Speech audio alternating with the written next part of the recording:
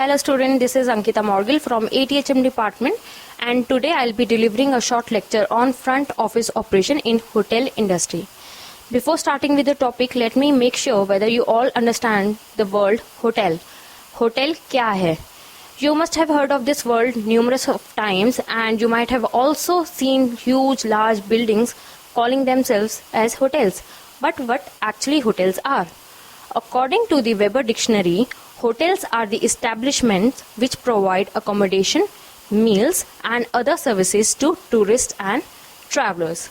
This is the most common used definition of hotels, and the recent one has been published by Reader's Digest, which states hotels are the house of entertainment for tourists and travelers. There are various kind of hotels, and hotels has been categorized basis upon their clientele, location, size, star categorization, etc.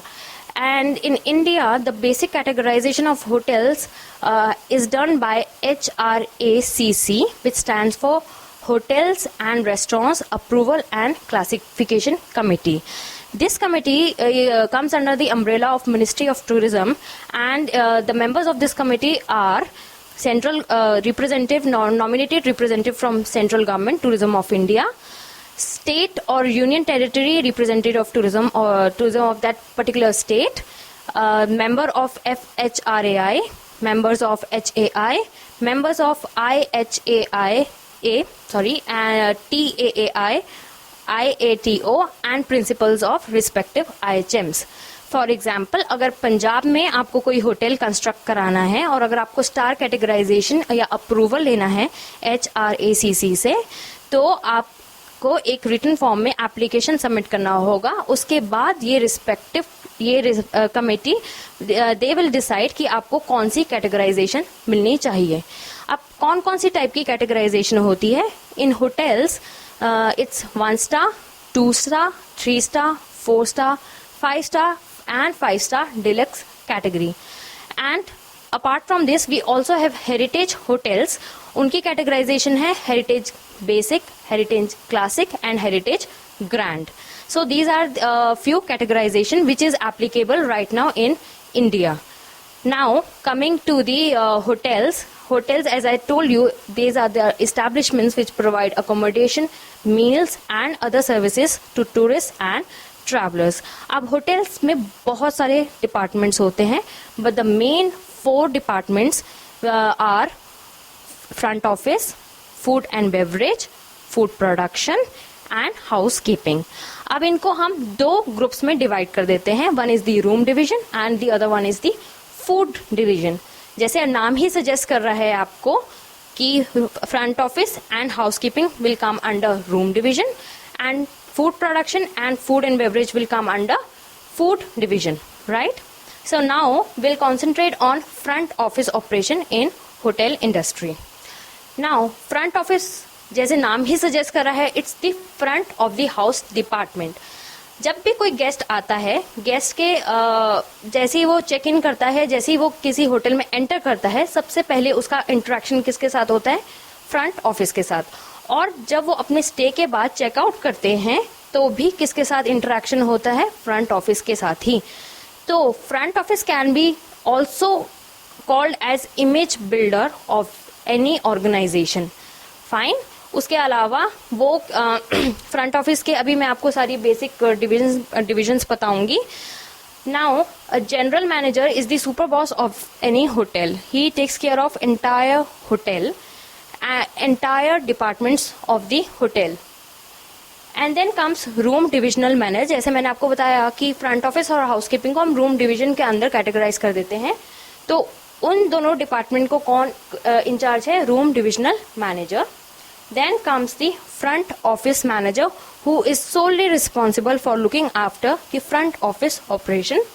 Then comes the assistant front office manager, who basically helps and coordinates with the front office manager in all the operation and report generating task. Now front office में कौन कौन से सब departments हैं? सबसे पहले हम लेंगे रिजर्वेशन डिपार्टमेंट को. अगर आपको किसी भी होटल में बुकिंग करवानी है एडवांस में, तो आप क्या करते हैं, आप या तो होटल को कॉल करते हैं या उनको ईमेल भेजते हैं, राइट। तो पहले से जो एडवांस बुकिंग की जाती है वो कौन करेगा, reservation department. The department is handled by reservation manager who is further assisted by assistant reservation manager, then comes reservation executives and then lastly trainees. Now जैसे मैंने आपको बताया रिजर्वेशन किस किस के थ्रू करी जा सकती है। सबसे पहले या तो आप टेलीफोन करके रिजर्वेशन करवा सकते हैं या फिर ईमेल भेज के करा सकते हैं। आजकल ऑनलाइन सिस्टम बहुत ज़्यादा प्रिवेल हो रहा है, तो आप उसके थ्रू भी रिजर्वेशन करवा सकते हैं, या आप पर्सनली उस होटल में जाके भी रिजर्वेशन करवा सकते हैं, जिसको हम टेक्निकली बोलते हैं वॉक इन, राइट। उसके अलावा होटल्स के बहुत सारे टाई अप्स होते हैं with many travel agencies, companies, embassies and NGOs, जिनके साथ वो टाई अप कर लेते हैं और जिनके थ्रू वो बुकिंग्स वो सारे कॉर्पोरेट्स, ट्रैवल एजेंसीज, एम्बेसी सारी उनको बुकिंग्स भेज देते हैं और उनके डिस्काउंटेड रेट पे बुकिंग्स इम्प्लीमेंट कर दी जाती है। Then comes the next, which is the front desk. Front desk comprises of two departments which together is known as front desk, and the in charge of these departments is the front desk manager. This is reception and cashiers. अब इनको इकट्ठे ही क्यों combine करा जाता है, क्योंकि अगर सिर्फ कैशियर्स एक जगह होगा, रिसेप्शन एक जगह होगा, वो नहीं वर्कआउट हो सकता। वाई? बिकॉज अगर आप जैसे ही चेक इन कर रहे हैं, चेक इन करते receptionist what he or she does is issue guest keys, registration card, ये सब कुछ, वेलकम ड्रिंक, ये सब कुछ सर्व होता है गेस्ट को। और साथ ही साथ cashier simultaneously he on his system he opens up his the folio means the guest bill. जैसे ही चेक इन करा तो सबसे पहले आपने कमोडिटी क्या खरीदी है होटल की, होटल रूम, राइट। तो उसी टाइम जैसे ही चेक इन होगा होटल बिल या फिर फोलियो जनरेट हो जाएगा, जिसमें आपके रूम चार्जेस और टैक्सेस पोस्ट हो जाएंगे। Now in reception it comes assistant manager reception, reception executives and the trainees. These trainees are those graduates from the hotel management colleges जिनकी आफ्टर सेकेंड ईयर और after fifth semester internship होती है respective organization पे। So these are those trainees. And similarly in cashiers you have assistant manager cashier, cashiers executive and trainees. Then comes guest relation department. Guest relation department is very important these days because इतने सारे competition है, इतने सारे hotels हैं, तो और सब में सारी सेम फैसिलिटीज अवेलेबल होती है। तो what is the difference between you say Taj और एन ओबरॉय और Hyatt? The difference is between the services which are provided. Product तो सेम है, ठीक है, all are 5 star deluxe properties, all सब में एसीज हैं, स्विमिंग पूल है, स्पा है, सलून है, जिम्नेजियम है, हेल्थ क्लब है, सब कुछ सेम है, राइट, ऑलमोस्ट। लेकिन क्या डिफर करेगा? Services. So guest relation department is that department which is solely responsible for interacting with the guest, and it's headed by guest relation manager. Then come assistant guest relation manager or GR manager, GR executives and trainees.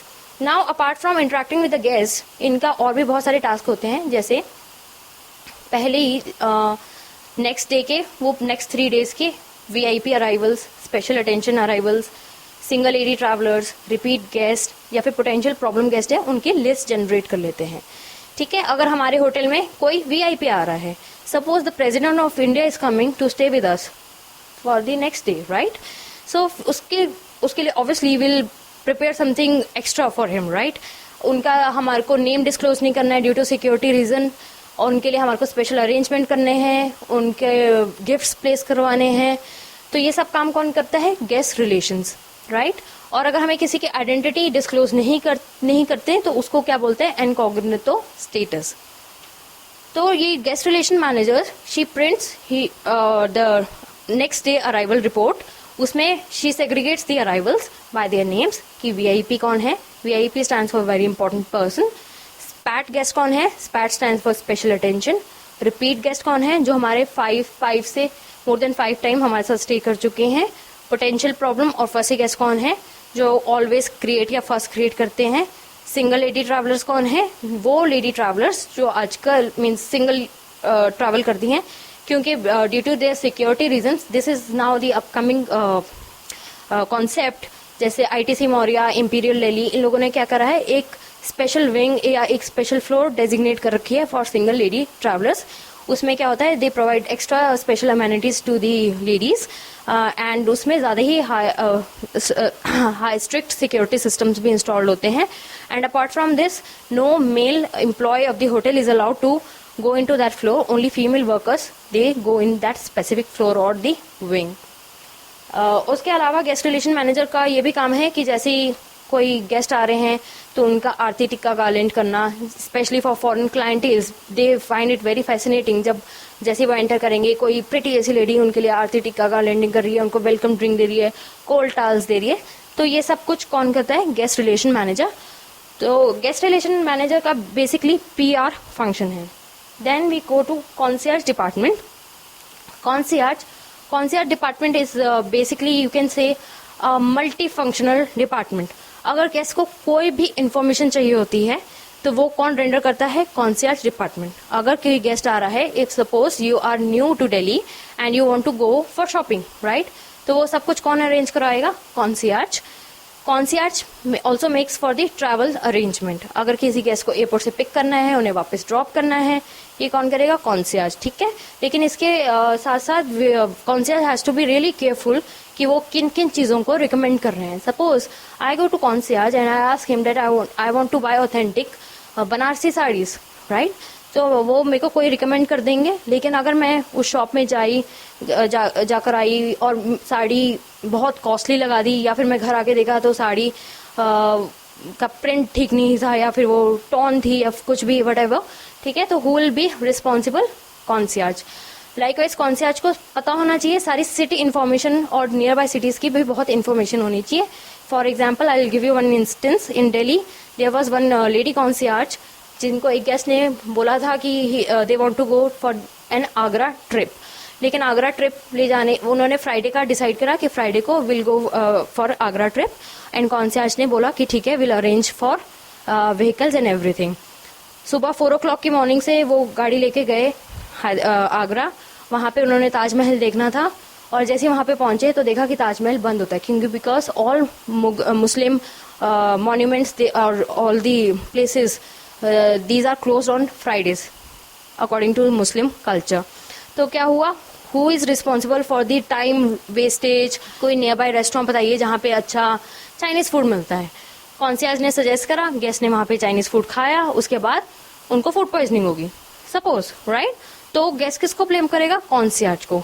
तो now days what the trend is कि concierge हमेशा government agencies को ही suggest करते हैं, जैसे cottage एम्पोरियम्स हो गया, खादी हो गया, और जो भी 5 स्टार डिलक्स कैटेगरीज होती हैं होटल्स की नियर बाय, उन्हीं को रिकमेंड करते हैं। उसके अलावा किसी प्राइवेट इंस्टीट्यूशंस को they don't recommended to be on safer side.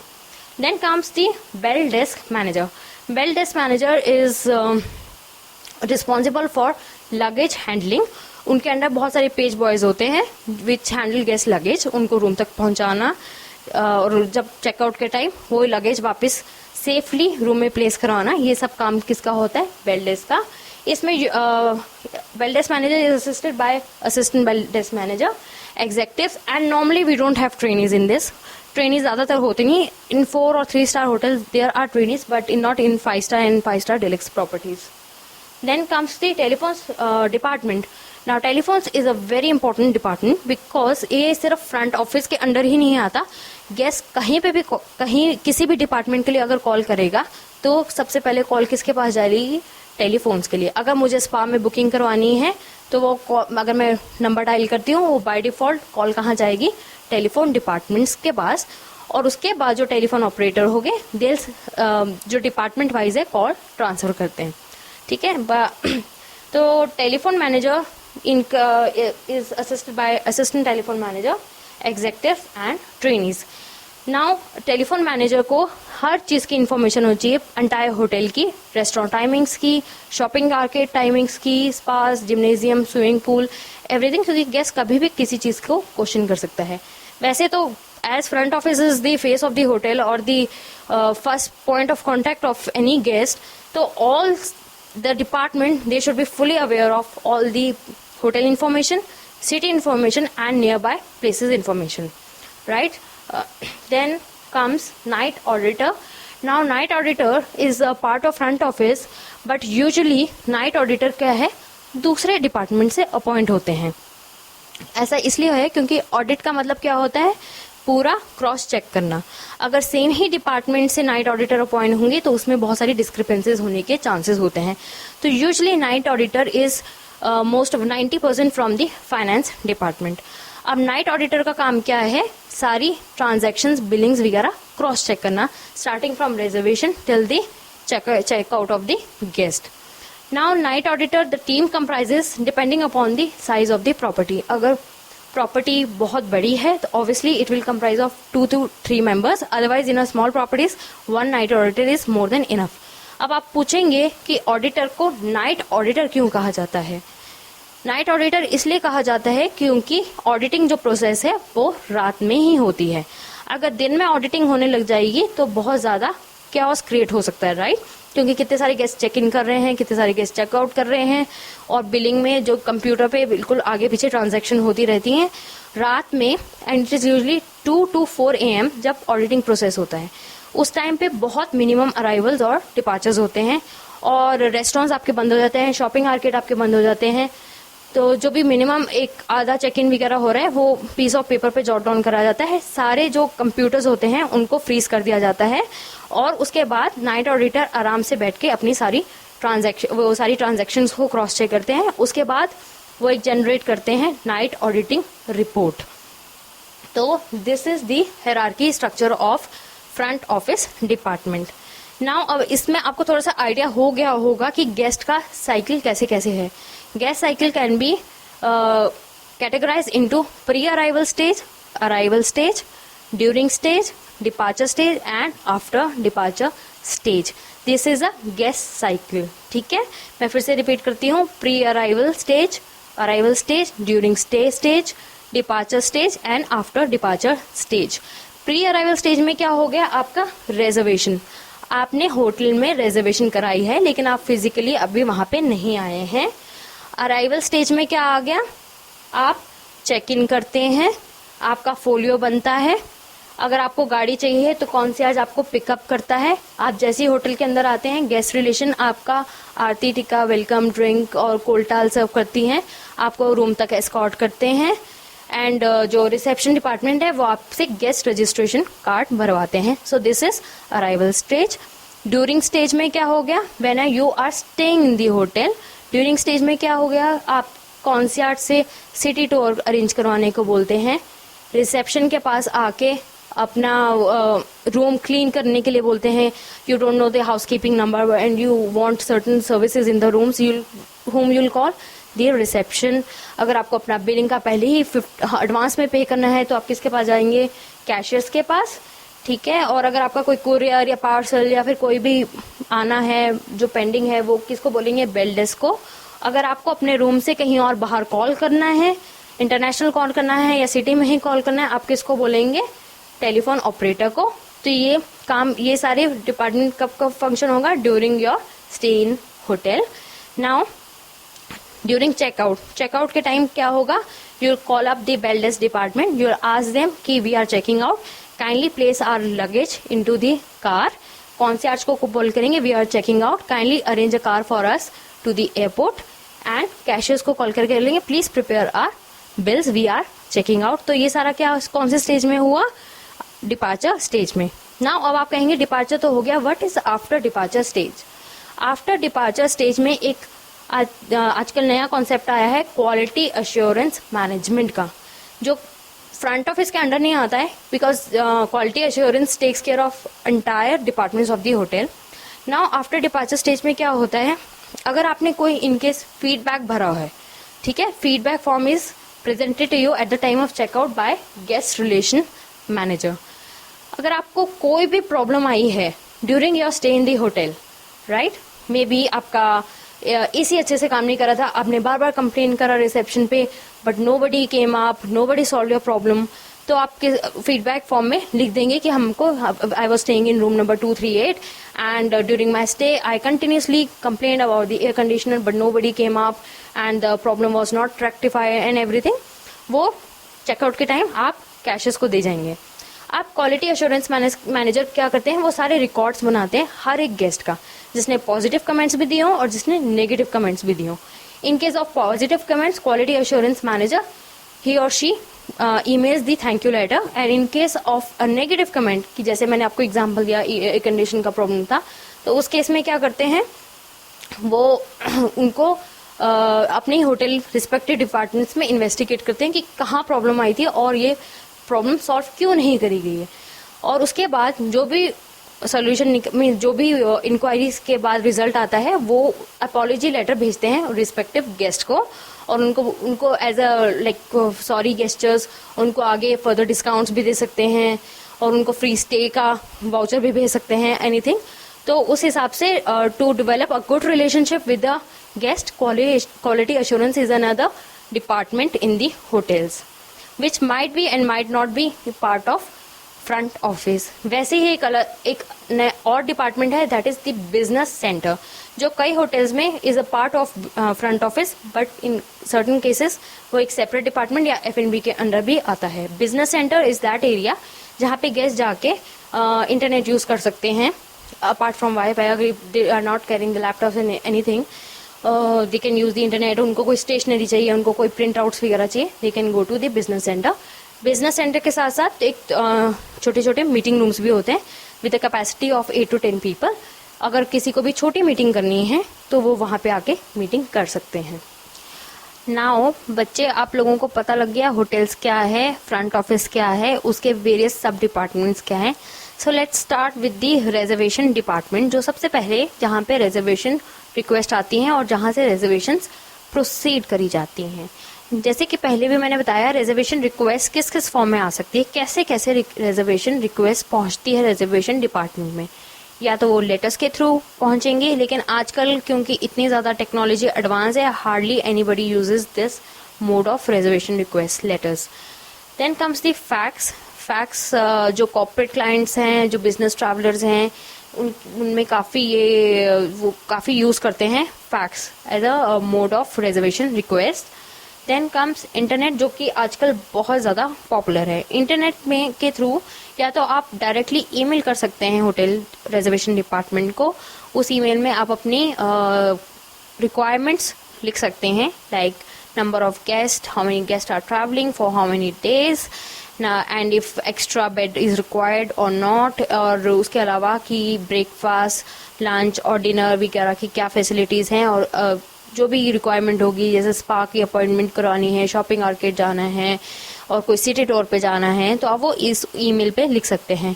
उसके अलावा आप ऑनलाइन बुकिंग करवा सकते हैं। वहाँ जो आप लॉग इन कीजिए किसी भी होटल की वेबसाइट पे, ठीक है, वहाँ पे आपको स्पेसिफिकली मेंशन होगा make a reservation request column, ठीक है। आप ये ज़रूर ट्राई करिएगा, क्योंकि आप प्रैक्टिकली जब देखेंगे then you will be able to understand it. उसमें आप क्या करेंगे, ऑनलाइन उसी टाइम पे नंबर ऑफ डेज लिख देंगे, अपना नाम लिख देंगे, number of pax means how many people are travelling वो लिख देंगे, एंड आपको कौन सा रूम, आपको सारे रूम्स की पिक्चर्स वहाँ पे मेंशन होंगी, आप वो रूम देख सकते हैं, उनमें क्या क्या फैसिलिटीज अवेलेबल है उनको देख सकते हैं। उसके बाद you can just select any of the room जो आपकी रिक्वायरमेंट को सूट करता है, एंड अपना क्रेडिट कार्ड नंबर देंगे विद एक्सपायरी डेट, एंड उसी वहाँ पे there and then you can make the reservation, book the room. आपने तो वो रूम बुक कर दिया इंटरनेट पे, लेकिन वो रिजर्वेशन रिक्वेस्ट रिजर्वेशन डिपार्टमेंट तक कैसे आती है? रिजर्वेशन डिपार्टमेंट कंटिन्यूसली अपनी होटल इंटरनेट सॉफ्टवेयर के थ्रू चेक करते रहते हैं कि कोई नई एडिशनल रिजर्वेशन रिक्वेस्ट तो नहीं आई। तो जैसे ही वो चेक करते हैं, अगर इनकेस रिजर्वेशन रिक्वेस्ट आती है, वो उनका प्रिंट आउट लेते हैं और वो रिजर्वेशन अपने कंप्यूटर सिस्टम्स पे फीड इन कर लिए देते हैं। आजकल जो क्योंकि चेन प्रॉपर्टीज का बहुत ज़्यादा ट्रेंड है, हाइथ की कितनी चेन प्रॉपर्टीज हैं, हर एक सिटी में 2-2, 3-3 होटल्स उनके हैं, ओबरॉयज के हैं, मैरिट्स के हैं, इंटरकॉन्टिनेंटल के हैं। तो उन लोगों ने क्या अब डिसाइड कर रखा है, उनका एक सेंट्रलाइज्ड रिजर्वेशन ऑफिस होता है। जैसे यूजुअली इन सारे होटल्स का सेंट्रलाइज्ड रिजर्वेशन ऑफिस कहाँ पे लोकेटेड है? दिल्ली में, मोस्ट ऑफ देम। वहाँ पे क्या होता है, अगर आपको ओबरॉयज की किसी भी प्रॉपर्टी में बुकिंग करवानी हो, सपोज आपका प्लान बना है दिसंबर का, दिसंबर यू हैव डिसाइडेड कि आप 1 to 10 दिसंबर ओबरॉयज राजविलास में ठहरेंगे. Then 10 till 20 suppose you want to go to Oberoi's New Delhi, and then 20 until the New Year Eve you want to go to Wildflower Hall Shimla. In उस case में आप क्या करेंगे, आप ओबरॉयज की वेबसाइट पे लॉग इन करेंगे, अपनी सारी आइटनरी डालेंगे और वो सारी रिक्वेस्ट कहाँ पे चले जाएगी, सेंट्रल रिजर्वेशन ऑफिस दिल्ली में. और वहाँ जो भी रिस्पेक्टिव रिजर्वेशन एग्जेक्टिव्स होंगे वो आपकी तीनों प्रॉपर्टी में रिजर्वेशंस बुक कर देंगे. ठीक है, तो इससे बहुत इजी हो जाता है. You don't have to go into a different site of Oberois Wildflower Hall Shimla और राजविलास और दी TOND ओबरॉयज न्यू दिल्ली, और वहाँ पे तीनों जगह अलग अलग बुकिंग कराने की जरूरत नहीं है. आप एक ही वेबसाइट पे वहीं पे अपनी रिक्वेस्ट प्लेस करेंगे और आपकी बुकिंग तीनों होटल्स में साइमल्टेनियसली हो जाएगी. इंटरनेट के अलावा आपके other modes of reservation request क्या है, टेलीफोन्स, जो कि आजकल सबसे ईजिएस्ट वे है. आपको ताज में बुकिंग करानी है, आपके पास अभी इंटरनेट नहीं है, आप कुछ फैक्स नहीं भेजना चाहते, लेटर्स तो ऑब्वियसली आजकल नोबडी यूजेस इट, तो आप क्या करेंगे, simply you will call up the Taj hotel और आप अपनी रिक्वायरमेंट दे देंगे कि आई नीड अ बुकिंग. वहाँ पे देयर एंड देन आपको जो रिजर्वेशन एग्जेक्टिव्स होंगे दिल डिस्क्राइब द रूम, वर्बली दिल डिस्क्राइब द रूम. ठीक है, रेट्स बता देंगे, आपका रेट्स में क्या क्या इंक्लूजन्स हैं, जो कि मैं आपको लेटर इस लेक्चर के दौरान बताऊंगी कि क्या क्या रेट्स होते हैं और क्या क्या इंक्लूजन्स होते हैं डिफरेंट. वो सब कुछ बता के एक्सप्लेन करके आप वहाँ पे अपने credit card number with expiry date दे सकते हैं और रिजर्वेशन बुकिंग करवा सकते हैं. Now this is a very challenging task for any reservation executive कि टेलीफोन पे रूम को कैसे डिस्क्राइब करा जाए. अगर आपको कोई बोले कि आप अपने घर को डिस्क्राइब करो, इस तरीके से डिस्क्राइब करो फोन पे वर्बली, ताकि कोई उसे परचेज कर सके, तो this is a very difficult task. आपको वर्बली शब्दों के द्वारा उस रूम को, उस होटल को डिस्क्राइब करना होता है. इंटरनेट पे क्या होता है, फोटोग्राफ्स, पिक्चर्स प्लेस होती हैं, फैंसी अमेनिटीज वगैरह सब कुछ मेंशन होती हैं, तो उससे क्या होता है, इट्स वेरी इजी. जो गेस्ट होता है वो फिगर कर सकता है कि ओके इस टाइप का रूम था, ऐसा था वैसा था. लेकिन इन case of telephones verbally communicate करना इट्स वेरी टफ. तो जैसे कि हम अभी रिजर्वेशन डिपार्टमेंट के बारे में पढ़ रहे थे और मैंने आपको बताया है what are the different modes of reservation request, और इसमें हम बात कर रहे थे कि क्रेडिट कार्ड डिटेल्स लेनी जरूरी होती है. It's mandatory before the reservation to be processed that we should take credit card details along with the expiry date from the guest. Now credit card details हम क्यों लेते हैं, इसलिए ताकि हम अपनी जो भी बुकिंग है उसको सिक्योर कर सकें. फॉर एग्जाम्पल आपके होटल में 100 रूम्स हैं, फाइन, और उसके बाद आपको 5 और रिजर्वेशन रिक्वेस्ट आ जाती है apart from that 100 rooms, total 105 request आती हैं. लेकिन आपके पास होटल में रूम्स कितने हैं, खाली 100, तो आप 5 गेस्ट को रिफ्यूज करेंगे, है ना. लेकिन इन केस जो 100 रिजर्वेशन रिक्वेस्ट आपने प्रोसेस कर रखी हैं उनमें से 10 गेस्ट नहीं आते हैं, वो एंड मोमेंट पे बुकिंग कैंसिल कर देते हैं, तो क्या होगा, आपका जो रेवेन्यू है वो लॉस हो जाएगा. एक तो जो 10 बुकिंग्स आपने ऑलरेडी प्रोसेस कर रखी थी आपने वो लूज करी, उसके अलावा वो जो 5 एडिशनल आपके पास रिक्वेस्ट आई थी जिनको आपने डिनाई करा है, जिनको आपने रिजर्वेशन रिक्वेस्ट रिफ्यूज करा है, वो भी आपने बिजनेस लूज करा. इसी के लिए हम हमेशा रिजर्वेशन रिक्वेस्ट प्रोसेस करने से पहले क्रेडिट कार्ड डिटेल्स गेस्ट से लेते हैं. जब क्रेडिट कार्ड डिटेल लिया, रिजर्वेशन रिक्वेस्ट प्रोसेस हुई, देयर एंड देन गेस्ट के ईमेल आईडी पे हम एक होटल कॉन्फर्मेशन लेटर सेंड करते हैं थ्रू ईमेल. अब होटल कॉन्फर्मेशन लेटर पे ऑल डिटेल्स मेंशन होती हैं, गेस्ट का नेम, उनका arrival detail, number of nights he और she will be staying with us, number of rooms, number of pax means number of people staying in each room, और उसके नीचे hotel की terms and condition भी mention होती हैं. Terms and condition में जैसे आता है कि हर होटल में एक standard check in checkout time होता है, राइट. ऐसा नहीं है कि आप कभी भी चेक इन कर सकते हैं या कभी भी चेकआउट कर सकते हैं. हर होटल की अपनी डिफरेंट पॉलिसीज होती हैं चेक इन चेकआउट. आजकल ज्यादातर वो 12 नून बेसिस पे पॉलिसीज फॉर्मुलेटेड हुई है. 12 नून बेसिस मींस कि आप 12 o'clock in the Noon check in करेंगे और अगले दिन के 12 नून आप चेकआउट करेंगे. ठीक है, तो जो होटल की क्लॉक है, जो रूम डिवीजन की क्लॉक है, वो कैसे चलेगी, 12 नून टू 12 नून। फाइन। अगर इन केस आपकी फ्लाइट सुबह 6 बजे लैंड कर रही है और आपको 6 साढ़े 6 बजे होटल में चेक इन करना है, तो उसके लिए आपको एक्स्ट्रा हाफ डे चार्ज पे करना होगा, क्योंकि स्टैंडर्ड चेक इन टाइम क्या है, 12 नून। लाइकवाइज अगर आपका चेकआउट थोड़ा सा डिले हो जाता है, सपोज आपको आफ्टरनून में 2 o'clock चेकआउट करना है, लेकिन होटल का स्टैंडर्ड चेकआउट टाइम क्या है, 12 नून, तो उसके लिए आपको एडिशनल थोड़ा सा पे करना पड़ेगा फॉर लेट चेकआउट। ठीक है, तो उस कंफर्मेशन लेटर पे स्पेसिफिकली मेंशन होता है कि होटल का चेक इन टाइम क्या है और चेकआउट टाइम क्या है, टैक्स स्ट्रक्चर क्या है।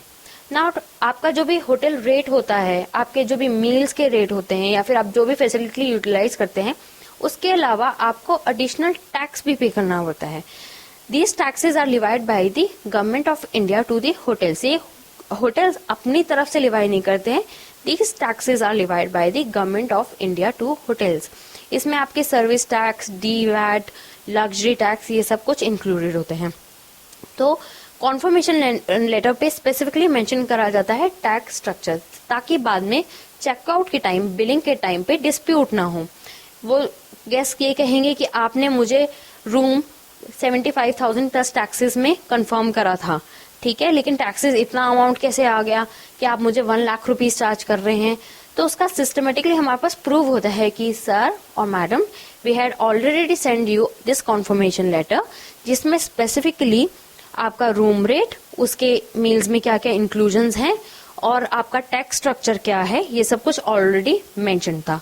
तो ये जो कॉन्फर्मेशन लेटर होता है, this is a form of legalised document, जिससे बाद में ना कि गेस्ट को कोई प्रॉब्लम आए, कोई आर्ग्यूमेंट हो, ना ही होटल को हो। ठीक है, तो ये सारा आपका था certain modes of reservation request. Now आपके रिजर्वेशंस के मार्केट सेगमेंट्स आजकल कौन कौन से हैं, कि कौन कौन से सेगमेंट से आपके पास बुकिंग्स आती हैं। One of the top most one is airlines. Airlines का आजकल क्या है, टाई अप होता है होटल्स के साथ, ठीक है, एंड यूजुअली वो 5 स्टार या 4 स्टार कैटेगरी तक होता है। 5 स्टार डिलक्स कैटेगरी में उनका इतना टाई अप नहीं होता है। इसमें क्या होता है, आपके जो भी प्रोमिनेंट फ्लाइट्स हैं, उनके जो एम्प्लॉयज हैं, पायलट्स, कैबिन क्रू मेंबर्स, वो जब भी एक सिटी से दूसरी सिटी ट्रैवल करते हैं, उसके बाद वो क्या करते हैं, होटल्स में उनका एम्प्लॉयज का स्टे करवाते हैं। तो क्योंकि ये यूजुअली डेली बेसिस पे होता है, तो होटल्स के साथ वो ऑलरेडी एक टाई अप कर लेते हैं कि हम आपको इस फाइनेंशियल ईयर में इतनी सारी बुकिंग्स देंगे, इतनी नंबर ऑफ नाइट्स देंगे, इतना रेवेन्यू देंगे, और होटल्स उसके बदले में उनको सर्टेन एक्स्ट्रा फैसिलिटीज और डिस्काउंट्स प्रोवाइड करते हैं। इससे दोनों पार्टीज को प्रॉफिट होता है। होटल्स का क्या होता है, उनको पूरे फाइनेंशियल ईयर में फिक्स्ड बिजनेस मिल जाता है, और जो एयरलाइंस होते हैं उनको डिस्काउंटेड मींस बजट में होटल अच्छे रूम्स प्रोवाइड कर दिए जाते हैं। नाउ 5 स्टार डिलक्स प्रॉपर्टीज जो हैं, जो लग्जरी क्लाइंटेल को हैंडल कर रहे हैं, वो यूजुअली एयरलाइंस के साथ टाई अप नहीं करते हैं, क्योंकि वो सिर्फ एक स्पेशल सेगमेंट को टारगेट करते हैं। ठीक है, उसके बाद आपके आ जाते हैं ट्रैवल एजेंसीज और टूर ऑपरेटर्स, जिनके साथ टाई अप होता है। जैसे आजकल की मोस्ट प्रोमिनेंट जो भी एमिनेंट ट्रैवल एजेंसीज या टूर ऑपरेटर हैं, आपके ANK, Cox and Kings, make my trip, LPTI, इनके साथ क्या है, मोस्टली अच्छे सारे होटल्स टाई अप ऑलरेडी पहले से ही कर लेते हैं। इसमें क्या होता है, ट्रैवल एजेंसीज उन और होटल्स का एक कॉन्ट्रैक्ट बनता है, जिसमें ट्रैवल एजेंट्स मेंशन करते हैं कि ठीक है, इस ईयर में हम आपको इतनी रूम नाइट्स, इतना बिजनेस लाके देंगे, इतने ग्रुप्स लाके देंगे, और उसके बदले में जैसे एयरलाइंस के साथ होता है, वैसे ही जो होटल्स हैं वो स्पेशल डिस्काउंट्स या पैकेजेस ऑफर करते हैं ट्रैवल एजेंट्स को। जैसे एक होटल का एक्चुअल रेट है, पब्लिश्ड रेट है, जिसको कि हम टेक्निकल लैंग्वेज में बोलते हैं rack rate. Rack rate is the publish rate.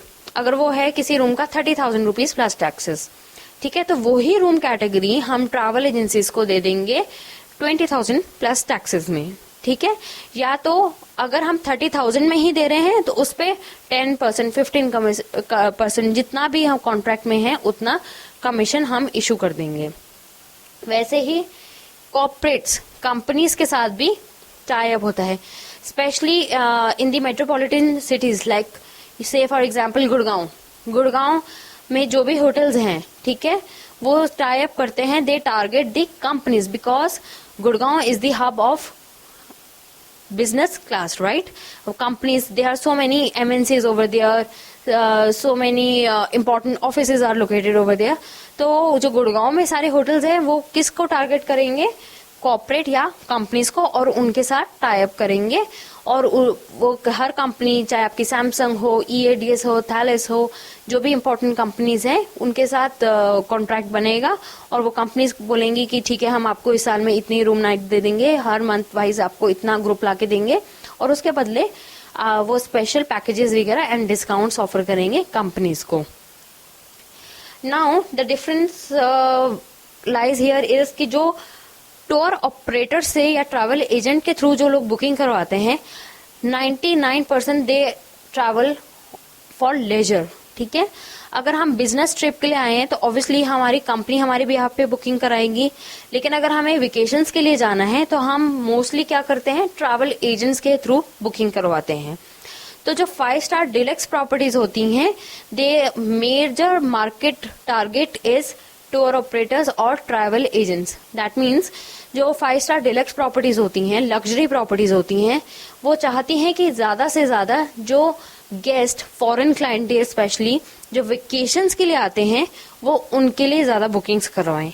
इसका रीजन ये है कि जो वेकेशंस के लिए आता है वो होटल में ज्यादा स्पेंड करेगा, ज्यादा नंबर ऑफ नाइट्स रुकेगा, वो होटल के रूम के अलावा रेस्टोरेंट्स में जाएंगे, ठीक है. अगर वो फैमिली के साथ आए हैं तो वो दूसरी सर्विसेज भी प्रोवाइड करेंगे, स्पा, जिम्नेजियम, पूल, राइट. तो इसीलिए उसमें ज्यादा रेवेन्यू जनरेट होता है in contrast with the business clientele. लेकिन बिजनेस क्लाइंटेल को अगर हम टारगेट करते हैं तो बिजनेस क्लाइंटेल में है कि आपका डेली में ऑक्यूपेंसी लेवल ज्यादा ही रहता है, लेकिन उसका ड्यूरेशन ऑफ स्टे कम होता है. जैसे अगर मैं मीटिंग के लिए सपोज गई तो maximum I will stay in any hotel for 2 nights, right. वहां पे मैं सुबह से लेकर शाम तक तो मीटिंग में बिजी होंगी, उसके बाद I will come to back to my room, I just want to relax, ज्यादा से ज्यादा मैं डिनर करूंगी and I tomorrow means morning I will check out, ठीक है. तो उसमें क्या होगा, लेस ड्यूरेशन में नंबर ऑफ नाइट्स गैदर करते हैं, ठीक है. जैसे किसी सैमसंग कंपनी के, मैं फिर से एग्जांपल समझाती हूँ कि सैमसंग कंपनी के साथ हमारा कॉन्ट्रैक्ट है.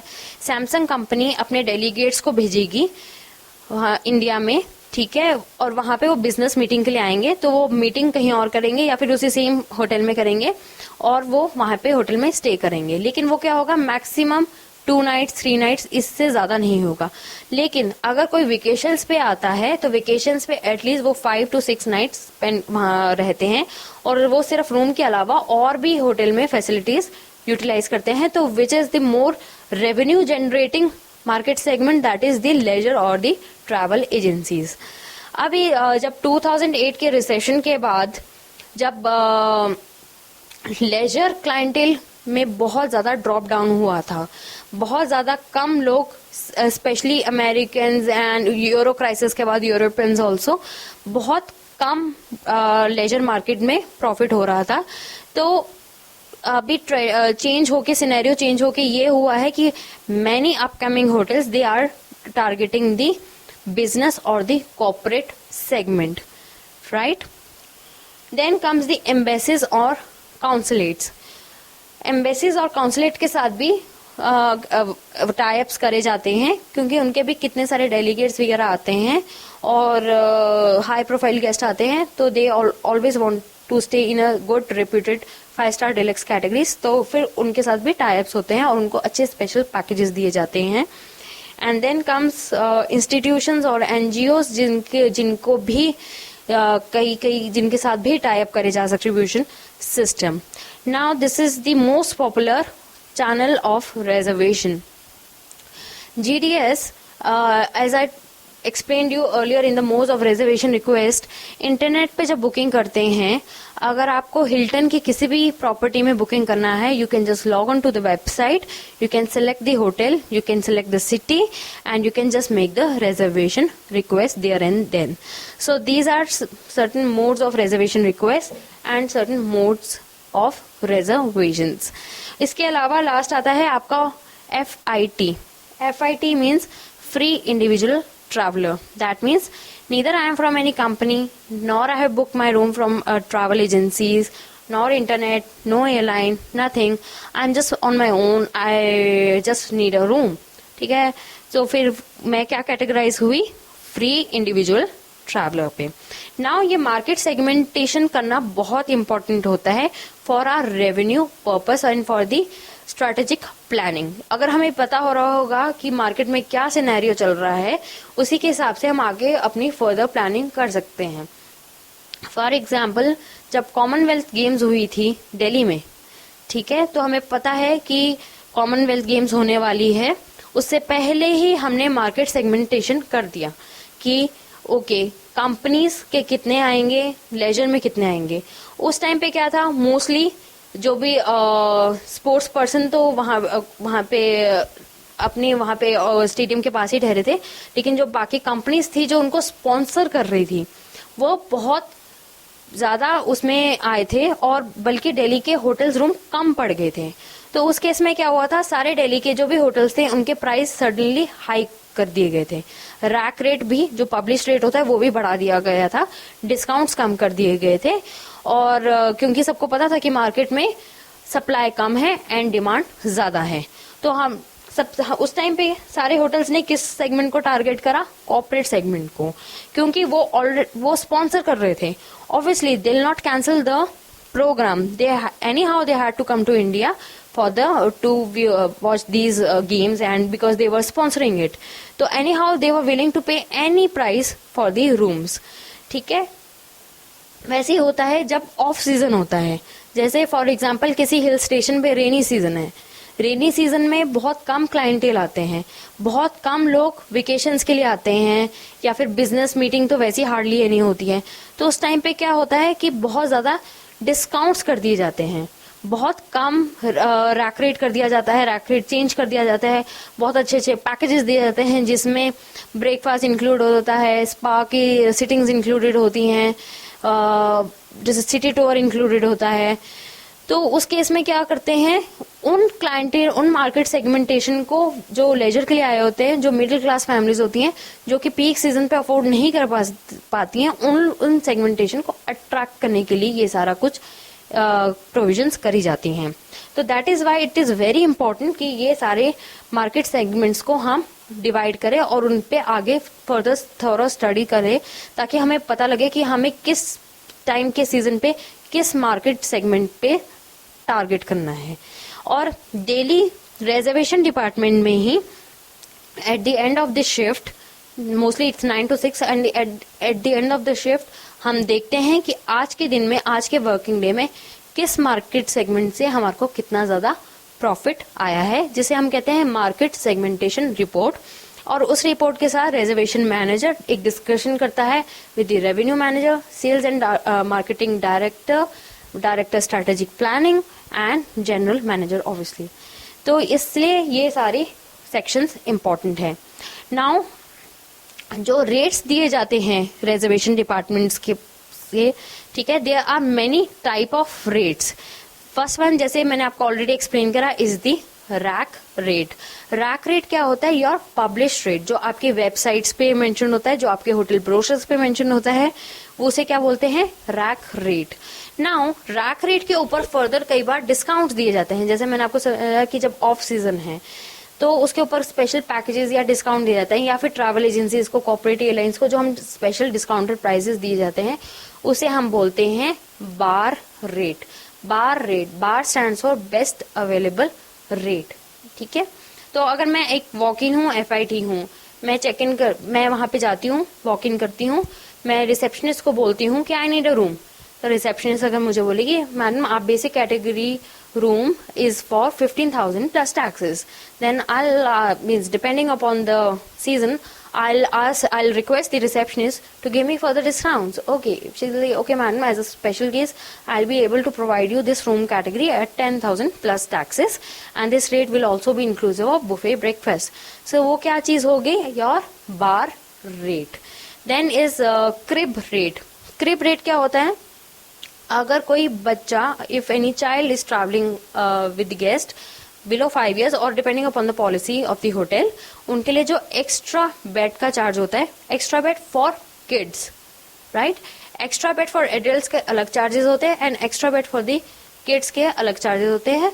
Those are known as crib rates. Then obviously you have airlines rate, travel agents rate, corporate rates, embassies rate, NGOs rate and online bookings rate. And then apart from this you also have a day use rate. अगर किसी को जरूरी थोड़ा है कि 12 noon से 12 noon ही रहना है, कोई मीटिंग के लिए आया है and he or she just wants to stay for few hours, तो उसके लिए क्या होते हैं, स्पेशल डे यूज रेट भी होते हैं. और डे यूज रेट्स के जो टाइमिंग, डे यूज के टाइमिंग्स होते हैं वो hotel to hotel, policy to policy depend करते हैं.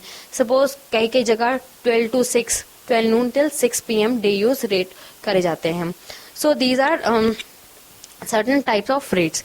नाउ इसके अलावा कई बार इंक्लूजन्स भी वो ऐड करते हैं. तो there are few types of rate plans.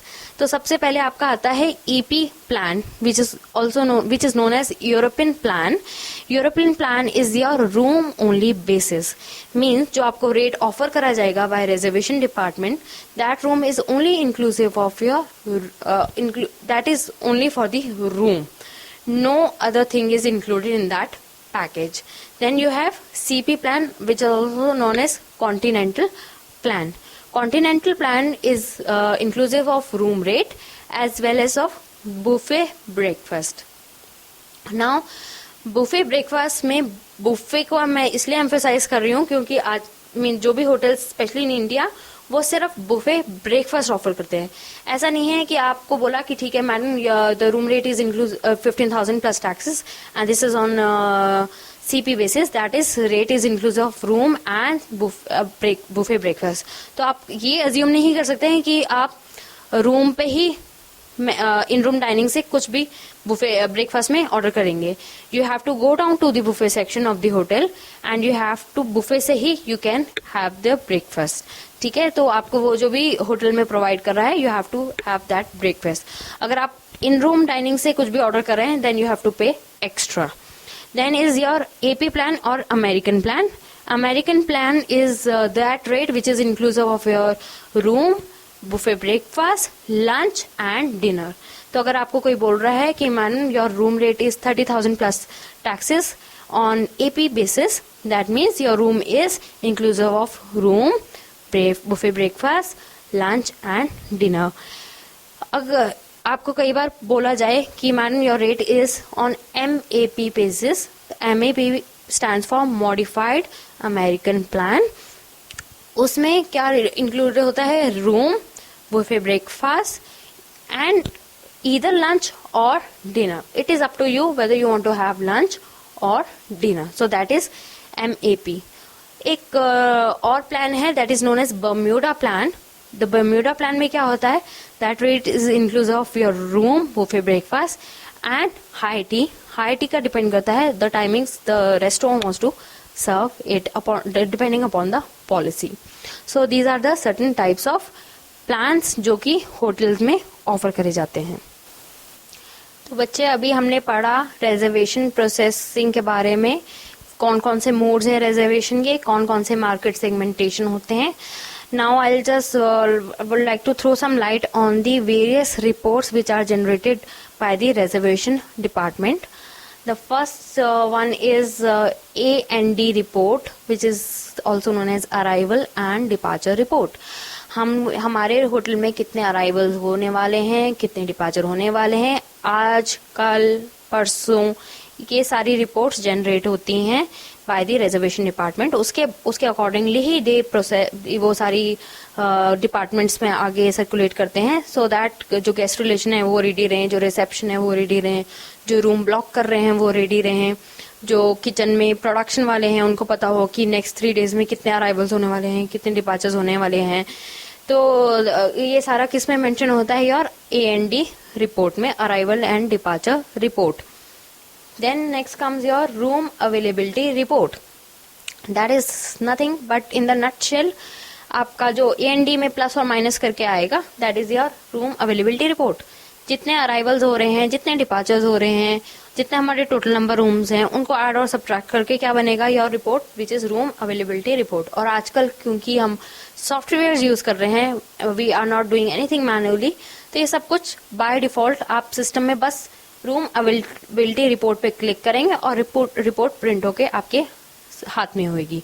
तो you don't have to manually count each and every room, और रजिस्टर में देखने की जरूरत नहीं है कितने चेक इन हो रहे हैं, कितने चेकआउट हो रहे हैं, क्योंकि आजकल रिजर्वेशन से लेके चेकआउट तक जो सारी भी प्रोसेस होती हैं वो किस में, कंप्यूटर सॉफ्टवेयर में ही हो जाती हैं। Then is your group status report. Now groups are very important for any property, क्योंकि ग्रुप्स में क्या होता है, आपके 30, 40, 100, 150 इतने सारे रूम्स एक ही गो में ऑक्यूपाई हो जाते हैं। और अगर कोई ग्रुप आपके साथ स्टे कर रहा है, तो अगर ग्रुप स्टे कर रहा है तो obviously they go for buffet breakfast, lunch, dinner, or they'll use number of facilities of the hotel. तो जो ग्रुप्स होते हैं वो आपके एक ही बार में बहुत ज्यादा प्रॉफिट मैक्सिमाइज कर देते हैं। तो ग्रुप्स को हमें बहुत अच्छे से टैकल और केयर करने की जरूरत होती है। तो रिजर्वेशन में से एक पर्सन उसे अपॉइंट कर देते हैं who completely solely takes care of the groups. ठीक है, उसे हम क्या बोलते हैं, ग्रुप कोऑर्डिनेटर। वो जनरेट करता है ग्रुप स्टेटस रिपोर्ट, कौन सा ग्रुप कब आ रहा है, उसकी क्या क्या रिक्वायरमेंट्स हैं, वो कितने बजे चेक इन करने वाला है, वो कितने बजे चेकआउट करने वाला है, उसको ब्रेकफास्ट कितने बजे चाहिए है, उनका क्या आइटनरी है, अगर उनको सिटी टूर करना है या फिर उनको किसी और जगह जाना है तो they will requiring car facility from the hotel, from the concierge और नॉट। ये सब कौन हैंडल करता है, ग्रुप कोऑर्डिनेटर। उसके बाद आपका है स्पेशल अराइवल रिपोर्ट। अगर आपको याद होगा, मैंने लेक्चर के स्टार्टिंग में बताया था कि जो गेस्ट रिलेशंस होते हैं वो क्लाइंट्स को, जो गेस्ट होते हैं उनको सेग्रीगेट करते देते हैं into VIP, स्पैट, repeat, normal, potential problem और फसी गेस्ट और सिंगल लेडी ट्रेवलर्स में। तो रिजर्वेशन डिपार्टमेंट को भी स्पेशली वो रिपोर्ट्स निकालते हैं और वो गेस्ट रिलेशन के साथ डिस्कस करते हैं कि कौन से गेस्ट को, ऑब्वियसली हम वीआईपीज को सबसे बेस्ट रूम असाइन करेंगे। अगर किसी वीआईपी ने अगर कोई नॉर्मल कैटेगरी का रूम भी बुक करा है तो then we try and upgrade to that person to the higher category without charging anything extra. ठीक है, this is like these are some strategies for creating a PR, good relationship with the VIP guest. तो इसलिए generate होती है special arrival report. हर software में इनको अलग नंबर असाइन कर दिया जाता है। जैसे नॉर्मली आजकल क्या है, वीआईपी को डिनोट करते हैं बाय नंबर 1, स्पैट को नंबर 2, रिपीट को number 3, normal number 4, single lady travel 5 and 6 potential problem guest.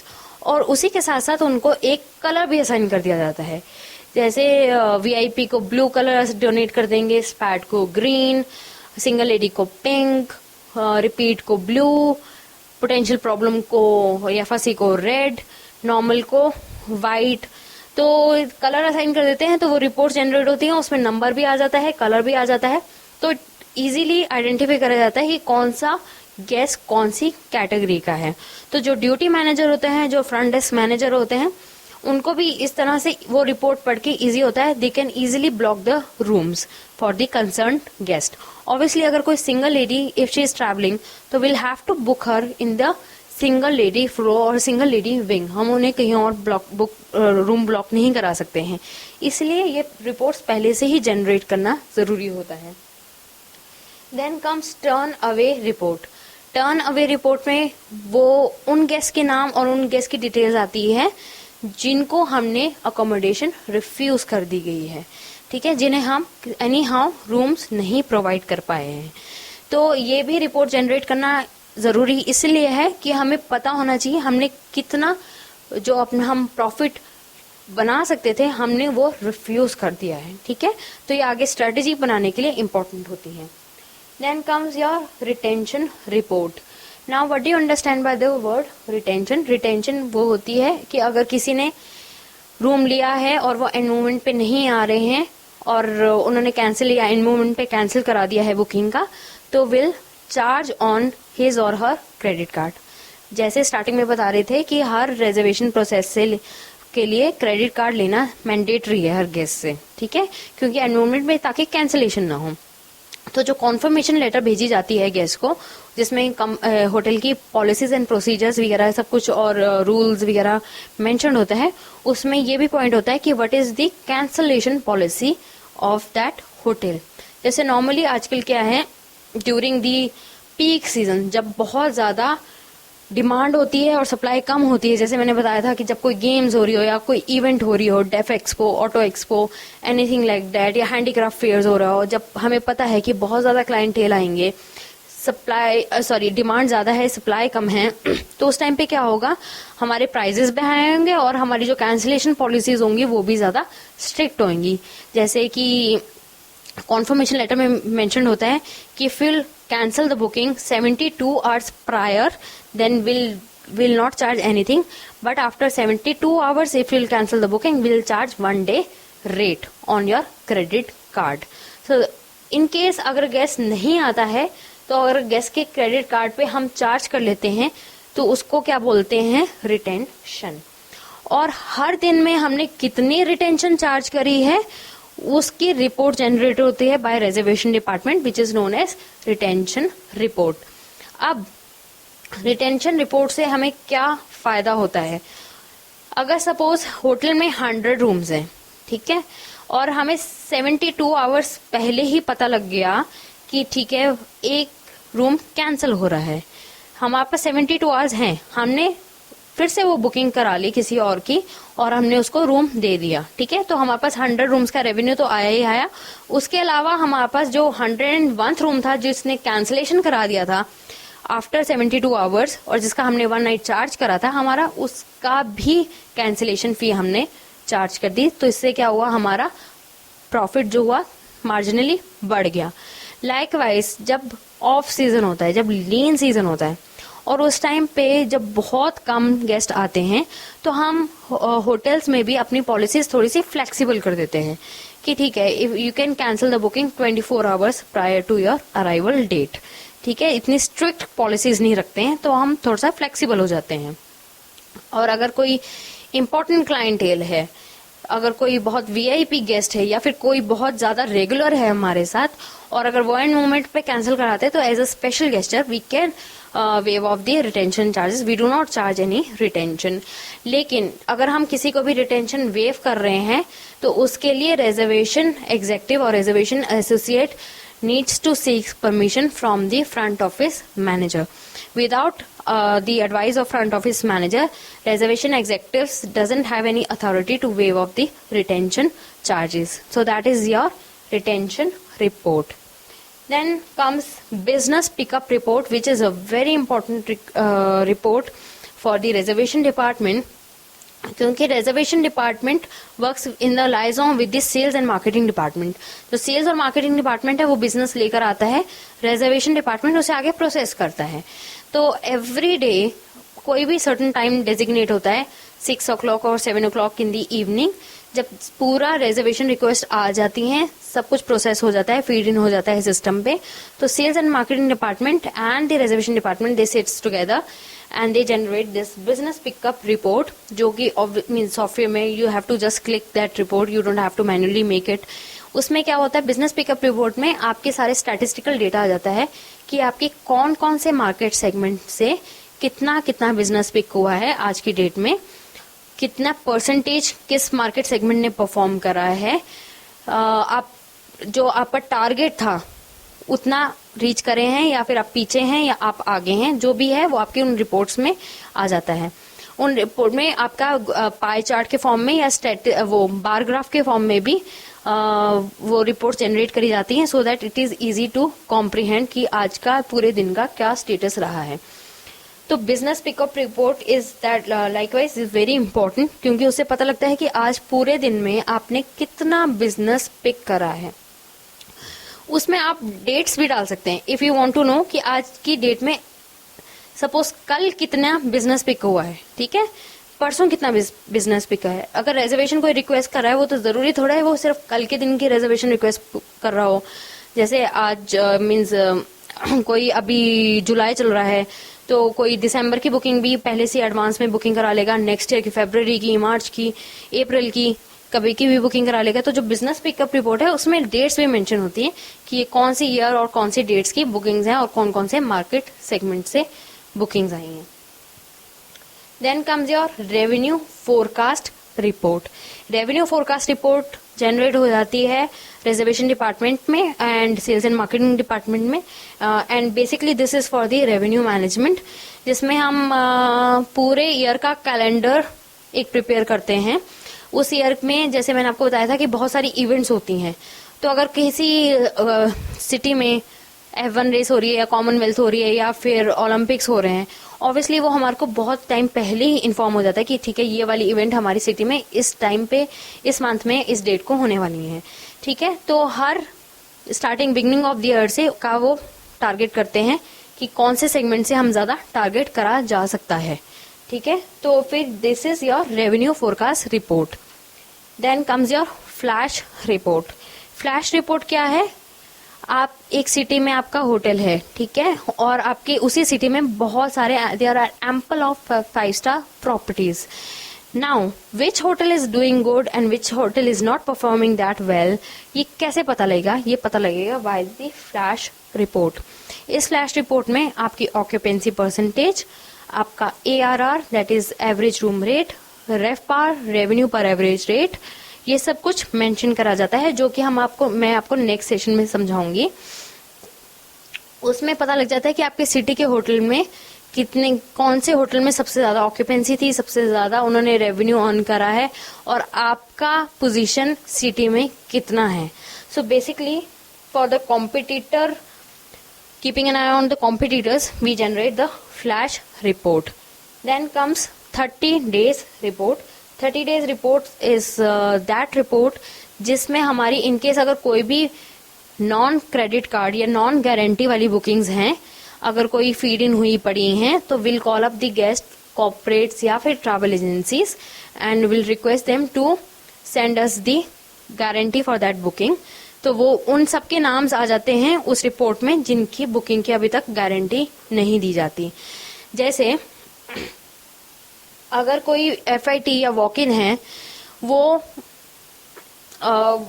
उसको बुकिंग करानी है तो वो अपना क्रेडिट कार्ड देता है, अगर ट्रैवल एजेंसी को बुकिंग करानी है तो वो एक वाउचर देता है, और अगर किसी कंपनी को बुकिंग करानी है वो क्या bill to company letter issue करता है। Then you have market segmentation report which is almost similar to your business pickup report, जिसमें आपके सारे मार्केट सेगमेंट से कितना कितना पिकअप आ रहा है वो सब कुछ मेंशन हो जाता है। Then is your cancellation report. Cancellation report में क्या आ जाएगा? आपका जितनी भी बुकिंग्स कैंसिल हुई हैं, ठीक है, आज की, कल की, परसों की, अगले महीने की, अगले साल की, उन सब गेस्ट का नेम्स मेंशन होता है, और कैंसिलेशन रीजन भी होता है उसमें मेंशन, क्योंकि हमें पता तो लगे कि वो कैंसिल क्यों हुई है। मे बी किसी गेस्ट को हमारा होटल छोड़ के कोई और होटल पसंद आ गया हो, और अगर गेस्ट कहेगा नहीं I don't want to stay with Taj, I want to stay with Oberois, तो वो कैंसिलेशन रीजन में मेंशन होगा। Then is no show report. No show stands for those guests which didn't turn up on the same reservation day. Suppose मेरी 31st दिसंबर की booking थी किसी hotel में, और 31st दिसंबर को मैं चेक इन नहीं करती हूँ, तो मैं क्या हो जाऊंगी? No show. In house report is that report जिसमें आ जाता है हमारे पास कि हमारे इस टाइम हमारे होटल में कितने गेस्ट स्टे कर रहे हैं हमारे साथ, उनका रूम नंबर, उनका नाम, और वो कब चेकआउट करेंगे, और उनके क्या क्या preferences हैं. So these are certain reports which are generated by the reservation department. Next time we'll go to the reception department and the cashier department. I'll teach you how to take check-in and check-out. And hope आपको सब समझ आया होगा. In case of any difficulty, अगर आपको कहीं पे भी कुछ प्रॉब्लम आती है, you can send me an email. My email address is ankita.modgil. It's MOUDGIL @itftindia.com. Thank you.